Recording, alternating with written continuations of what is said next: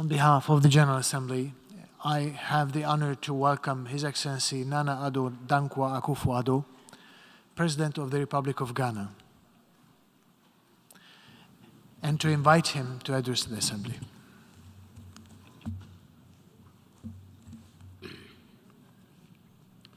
Excellencies, ladies and gentlemen, Mr. President, I congratulate you on your election to lead us through this 77th gathering of the General Assembly of the United Nations. I wish you the best of luck as you take on this onerous task at this most difficult period of the world. Mr. President, as we would say in Ghana, our world is currently not in a good place. The World Bank observed last Thursday that the global economy was enduring its steepest slowdown since 1970. 2 years ago, our world came to a thundering halt as we cowered from a health pandemic, from an unknown malicious virus, coupled with a devastating global economic pandemic. High budget deficits were no longer concerns of only developing nations. By 2021, COVID-19 had pushed Africa into the worst recession for half a century. A slump in productivity and revenues, increased pressures on spending, and spiraling public debts confronted us without relent. As we grappled with these economic challenges, Russia's invasion of Ukraine burst upon us, aggravating an already difficult situation. It is not just the dismay that we feel at seeing such deliberate devastation of cities and towns in Europe in the year 2022. We're feeling this war directly in our lives in Africa. Every bullet, every bomb, every shell that hits a target in Ukraine hits our pockets and our economies in Africa. The economic turmoil is global, with inflation as the #1 enemy this year. It hit a 40-year high in the United States and United Kingdom in recent months. There's record inflation in the Eurozone. Several African countries have inflation rates surging 3 to 4 times higher than what they were just 2 years ago. In Ghana, we're experiencing the highest inflation for 21 years. The high costs of food are hurting the poor, especially the urban poor, the most. Moreover, the spillover from central banks raising interest rates to combat inflation has been severe beyond borders, as global investors pull money out of developing economies to invest in bonds in the developed world. This has led to depreciating currencies and increased borrowing costs, meaning we need to raise and spend more of our own currencies to service our foreign debts in US dollars. It has become clear, if ever there was any doubt, that the international financial structure is skewed significantly against developing and emerging economies like Ghana. The avenues that are open to powerful nations to enable them to take measures that would ease pressures on their economies are closed to small nations. To make matters worse, credit rating agencies have been quick to downgrade economies in Africa, making it harder to service our debts.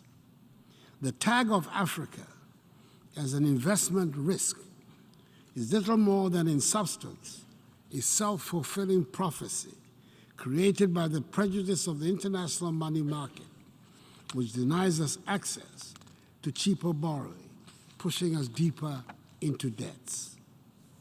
The financial markets have been set up and operate on rules designed for the benefit of rich and powerful nations. And during times of crisis, the facade of international cooperation under which they purport to operate disappears. These are the savage lessons that we have had to take in as the world emerged from the grip of the coronavirus to energy and food price hikes and a world rise in the cost of living. The necessity for reform of the system is compelling.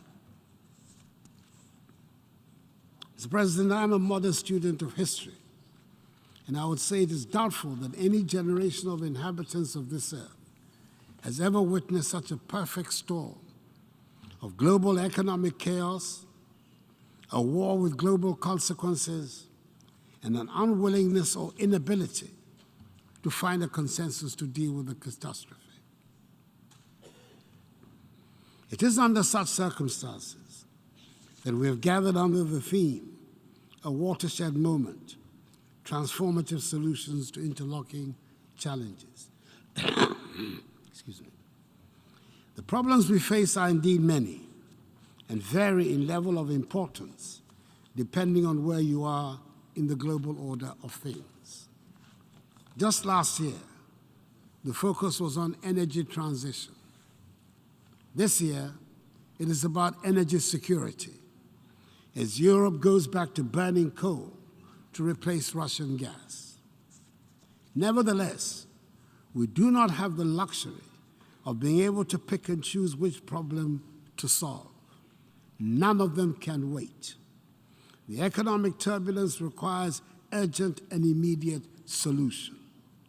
The turmoil and insecurity in many parts of the world require urgent attention.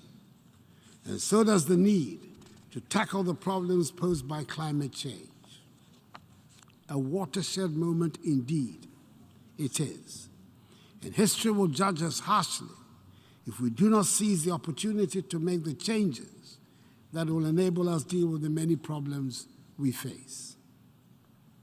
Mr. President, a case in point is the destabilizing conflict in the Sahel.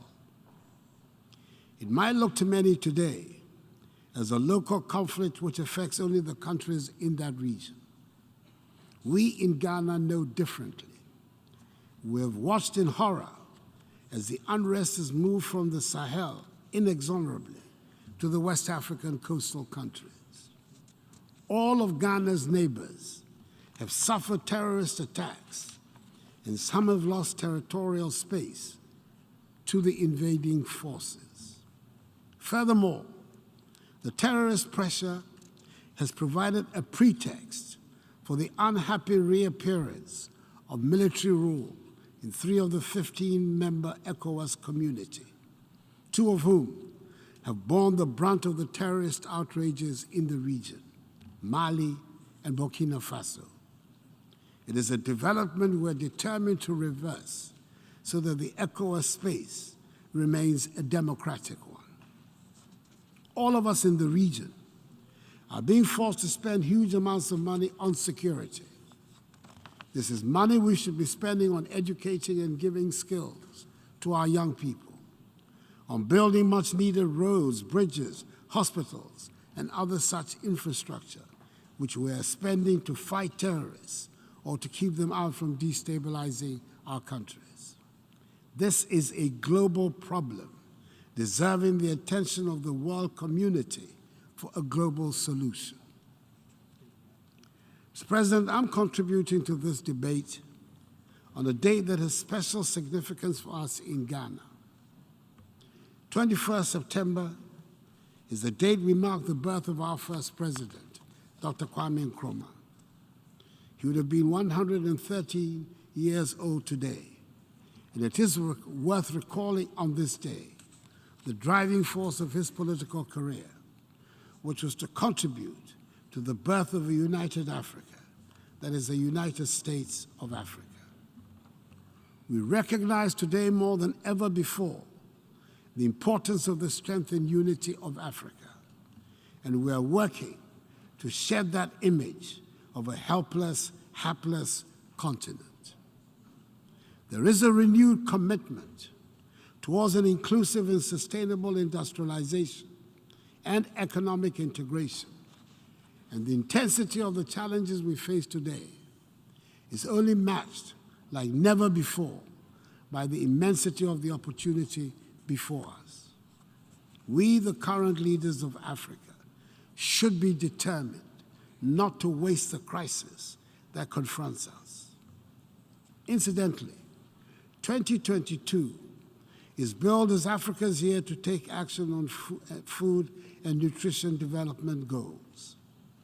We see the current geopolitical crisis as an opportunity to rely less on food imports from outside the continent and use better our 60% share of global shelf arable lands to increase food productions. We have seen the devastating impact of relying on Russia and Ukraine for 70% of our wheat consumption. We have enough land, enough water, enough gas, and enough manpower to produce enough fertilizer, food, and energy for ourselves and for others. But we also recognize that we cannot do it all by ourselves. Our message to the global investor community is therefore this: Africa is ready for business. Africa needs you, and you need Africa. You need Africa because Africa is busily building the world's largest single market of 1.3 billion people. Soon we will have a customs union, and soon we will have a continental payment system that will accelerate and facilitate trade amongst ourselves. Already, goods and services are flowing more freely across our artificial borders. See Africa for what it is: the new frontier for manufacturing, for technology, for food production. That is why 6 years ago, I launched in Ghana the successful policy of one district, one factory, a policy with government incentives that has directly seen so far some 125 factories being set up in various districts across the country, leveraging on each area's competitive advantage. That is why 6 years ago, my government embarked on an aggressive policy of planting for food and jobs, which has helped our farmers increase their yields in folds. Indeed, we're recognizing that many of the things we import can be found or produced in Ghana or in other African countries. The African Continental Free Trade Area, whose secretariat is located in Accra, Ghana's capital, is driving intra-African trade and creating an unparalleled momentum for our continent's economic diversity and transformation. We know that industrialization is the way to go, and with the single market as the added incentive, we've taken policy measures in Ghana to add value to our natural resources. For example, we're processing more of our cocoa, refining more of our gold, and we're determined to exploit the entire value chain of our huge lithium deposits. We're busily building an integrated bauxite and aluminum industry and an integrated iron and steel industry, building new oil refineries, and have so far attracted 6 of the world's biggest automobile manufacturers to have set up assembling plants in Ghana prior to producing them in the country. In line with the African Union's Agenda 2063 and the United Nations Sustainable Development Goals, Africa's ambition is to transform our food systems over the next decade, anchored in the Comprehensive Africa Agricultural Development Program and the Malabo Declaration on Accelerated Agricultural Growth. What we require now is support from the investor community for the rolling out of Africa's lucrative agro-industry, and for the community to see agribusiness in Africa as much more an opportunity than the perceived exaggerated risk, which has been the false but dominant narrative. In conclusion, Mr. President, on 25th July 2016, this Assembly adopted Resolution A/RES/70/293, proclaiming 2016-2025 as the third industrial development decade for Africa, with UNIDO tasked to lead it in collaboration with a range of partners. I believe it is time for the United Nations to take proper stock of this initiative and ask a few searching questions, recognizing what could have been achieved with greater commitment and focus. Working together, we can get our world back into a better and happier place. I thank you for your attention. I'm a king, yes, I'm a king, I think I'm a king,